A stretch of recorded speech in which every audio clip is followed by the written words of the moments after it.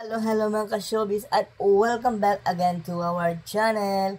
At mga kimpaw dyan, nag-aabang ng updates. Ito na po ang mga behind the scene sa What's Wrong with Secretary Kim finale episode. Ayan guys, ito po mga picture. Pero alam ko yung iba na panood na. Pero po, para lang po na may update tayo. Ito panoorin nyo. Ayan. So guys, diba? So dito sa mga pictures, diba guys? Parang sobrang, alam nyo, parang komportable talaga sila sa isa't isa na. So parang wala lang ilangan. So makikita talaga natin na kumbaga, malalim na talaga ang mga pinagsamaan nila, diba? So alam nyo na.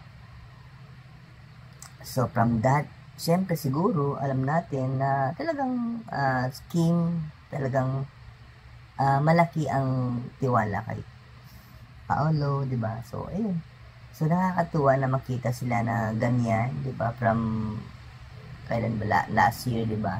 So may ilangan pa ngayon nakikita natin parang sobra na talaga silang komportable sa isa't isa. Kaya happy tayo makita sila ganyan. So abangan natin ang mga susunod na proyekto ng dalawa. So in the meantime, abangan din natin ang mga susunod nilang event out of town at sa abroad, di ba? So ayun guys, ang dami nilang sunod-sunod na mga events, kaya abangan natin. Pero paghandain natin yung event nila sa June 15, yun nga po yung parang grand mall show ng What's Wrong with Secretary Kim sa Market. Ayan, alas 4 yan, pero dapat agahan natin para naman maganda ang ating mga pwesto dyan.